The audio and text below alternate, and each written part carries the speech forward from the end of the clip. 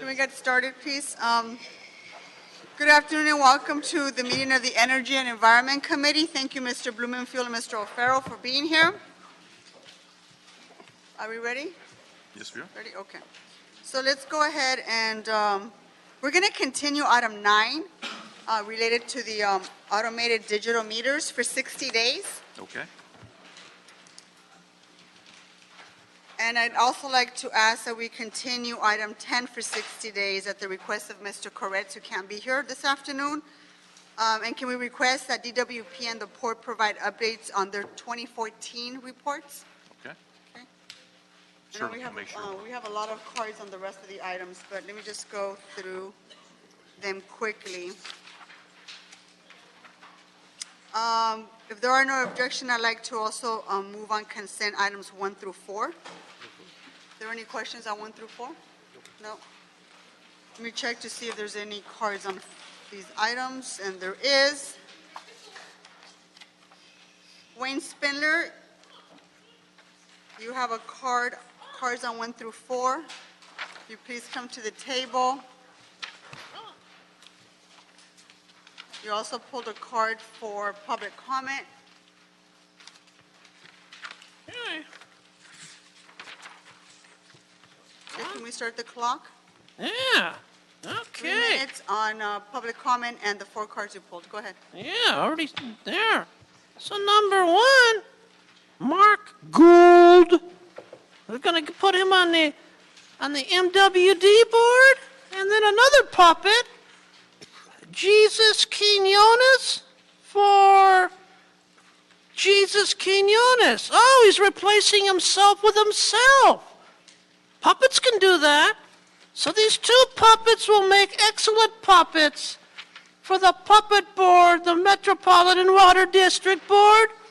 Did you know the Metropolitan Water District Board does not comply with state law in the Ralph Brown Act? We went there, and they threw both of our asses out. But you know what they do in their committees? They serve Starbucks with donuts and croissants. And all I wanted a fucking cup of coffee and a croissant at the meeting, and they wouldn't let me have one. And they threw me out of that building. So next time, Mr. Gould, and you, Mr. Quinones, tell these motherfuckers at the MWD to comply with the Brown Act open meeting law. This is a bunch of bullshit to go there and not be able to speak about the thievery at the water. How do I know about MWD? It's chaired by Mr. Record. I think that's his jackass name, the one that owns the winery up there in Northern California. They're scumbags. Now we get to the Forest Advisory Committee. Puppet Rachel Isabel Duvivier. And then we got Rachel Malarich. These are very weird names. How come we can't have simple names of commissioners? I move that this committee only accept names like Smith, Jones, and Washington. Names we can fucking pronounce. These names are too weird. We got French names, and we got Persian names, and we got goddamn people from all over this place. These names need to be simple. Because I know when we speak at our meetings, we just use such words as jackass to describe, like Paul Koretz, Peppa Pig. See, simple like that. So we don't need a community forest advisory committee, and we don't need the MWD. What we need people to stop taxing and regulating the shit out of business, and we need to make affordable housing. That's the 2 things we need in this committee. And Nuri knows better. You know how many poor people you have in CD6. Do something about it. Okay, that concludes public comment on items 1 through 4. If there's no objection, I'd like to go ahead and approve those items on consent. Okay, let's move on to items 5 and 6. And I also have cards. I only have cards on one item, which is item number 5. Do either of you have any questions on either one of those items, 5 or 6? Okay, item 5. Wayne Spindler?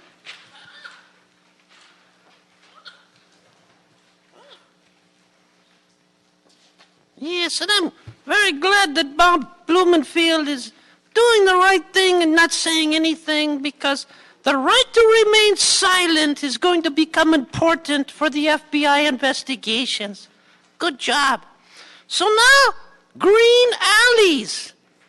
What the fuck are green alleys? When I drive down an alley, I want it paved and improved. I don't want dirt and rubble. I want to drive down a clean alley that looks like an alley. What is this green alley? We're going to put grass in the alleys? Well, that's a good idea. So the homeless, well, no, I changed my mind. I'm going to support this. So the homeless can live in those green alleys and put their tents up behind all those rich white homes. Yes, that's a good idea. Good job, Nuri. This will help affordable housing. Thank you. Okay, members, there are no more cards on either items 5 and 6. Can we go ahead and move that we approve these two items? Without objection? No objection. Thank you. And let's go ahead and move on to items 7 and 8. Mr. Blumenfield, I think you had a question on 8, correct? Yes. Okay, I have 2 cards on number 8. Evan Gillespie, are you here? Is there going to be a presentation on it or discussion? Mr. Blumenfield is going to have a couple of questions, but I'm calling public comment up first. Oh, you want to do public conference, okay. Yes. And then after you, Wayne Spindler. Item 8.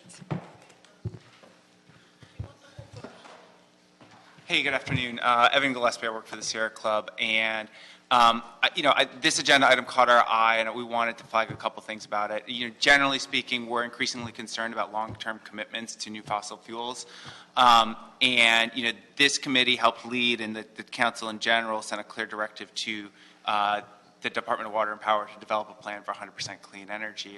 And this is one of a few examples we've seen lately where, as that study moves ahead, we're making long-term commitments to fossil fuels that could impinge upon options that we arrive at in the long-term study of 100% clean energy. One of the power plants that this contract would help fuel, the Apex power plant, it's a great example of a power plant that's relatively old, it's getting ready to retire, and it's actually blocking clean energy opportunities on tribal lands and elsewhere across the West that we think could bring low-cost power into the city. So we understand that there's an opportunity to walk away from the contract or to sell the contract at some point, and so we're not saying don't move ahead with this, but we did just want to flag these long-term investments are becoming a bigger and bigger issue, and we're looking forward to working with you on All it. really good points. Thank you so much. Wayne Spindler? Item 8. Yeah. Okay. So now, on item 8, we're going to talk tonight, you environmentalist people over in Woodland Hills, from 5:30 to 9 to shut down Aliso Canyon. The CPUC and Duggar are going to each have separate hearings for 2 nights. Join me in the puppets. Now, if we're going to want to shut down Aliso Canyon, what the fuck are we doing with natural gas transportation contracts? If we're going to shut it down, we don't need these. So we know the tricks you pull. And we also know what you do to Kern County and what you did to Bakersfield, how you victimize our friends up on the 5 freeway. And yes, the puppet next month is going up to Bakersfield City Council to have discussions with them. Thank you, Mr. Blumenfield. Did you have questions on any of these items? On item 8, yes. Do we have anyone here?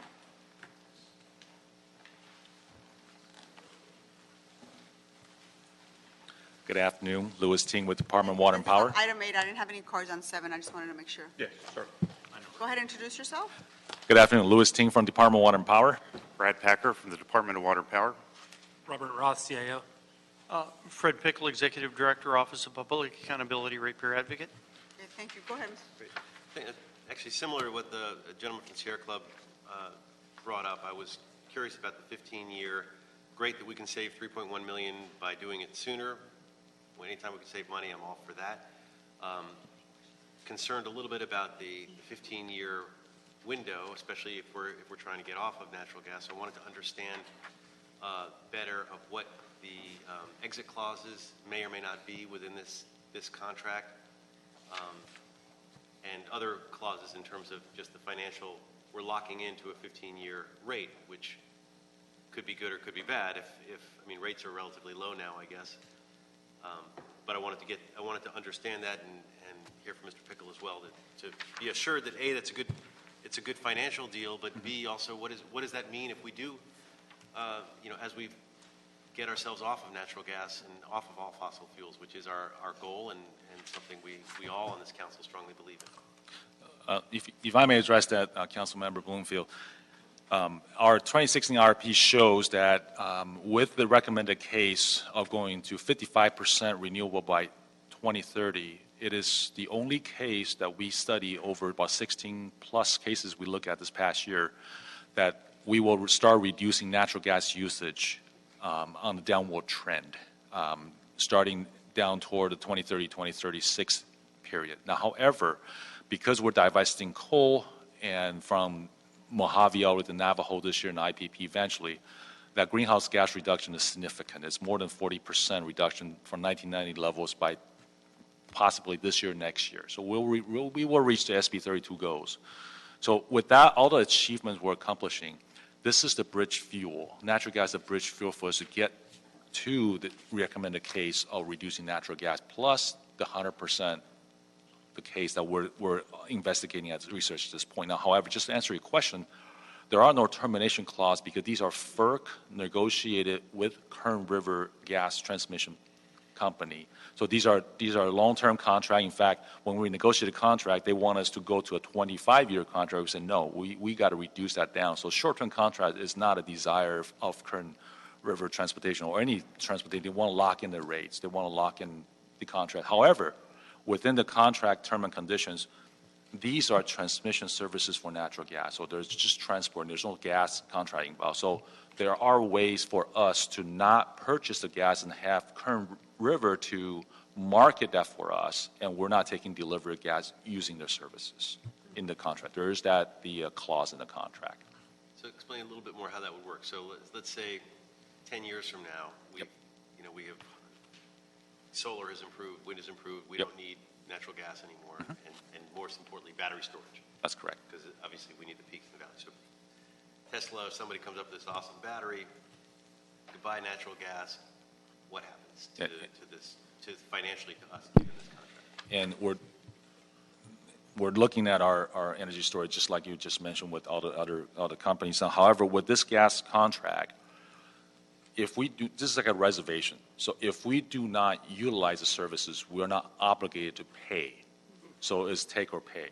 So essentially that if we don't take the transportation, they will market it, and at this price, it'll be easily participate in the market. Right. And we have no liability if they can't, let's say battery storage is so great, nobody wants natural gas. Or do we have any liability for that? No, there's no obligation in this particular contract. It's take or pay. Right. So if miraculously we're off natural gas in 5 years, we don't want any more, we don't pay for any more, we have the contract which reserves the rate for us for these years, but we're good to go. That's correct. That sounds great. And that is very reassuring to hear. Yes. And Mr. Pickle, did you want to add to that? There are a couple components of that. One, the 15-year term is relatively short for this type of a contract. So that's one thing where they've prepared. We, having looked at the IRP, we agree on the use of gas. There are planned uses of gas in nearly all scenarios, have them using these quantities of gas over the period of the term up to 2033. The cost is a relatively small share of the cost of gas delivered, and it is a very small share of the cost of electricity. So if you look at the operating cost for natural gas in a gas turbine right now, delivered, it would be for a combustion turbine about 3 cents a kilowatt hour. The cost of this transportation is about 0.2 cents per kilowatt hour of that total. So it's 5 to 10% of the cost of gas to run a turbine. We have to pay that amount over the term of this contract, and that's $3 million per year. However, if we don't use it, it is possible to resell that capacity or return it to the pipeline company and have them resell it. But we're on the hook for the 3.1 million per year. But this is an asymmetric risk. The cost is relatively low. Occasionally, there have been excursions in the gas market, tight markets, like in 2001 to 2000, where the costs of gas have gone up from the $3 range we have now to $15 or more. And in a very short period of time, the advantages of having this pipeline to move gas out of the Rockies pays for itself for many years. So it's in many ways, it's an option to move gas from lower price areas into the basin. So it is very valuable from that perspective. Well, I don't have any other questions. Mr. O'Farrell, did you have anything to add? Thank you. Well, I look forward to more of a discussion of our role of natural gas as we discuss DWP's integrated resource plan in the coming months. So I appreciate you being here. Thank you. Thank you. There are no more cards on either item 7 or 8, so if there's no objection, I'd like to go ahead and move these two items for approval. Okay? I have no cards for general public comment either, so our meeting is adjourned. Thank you.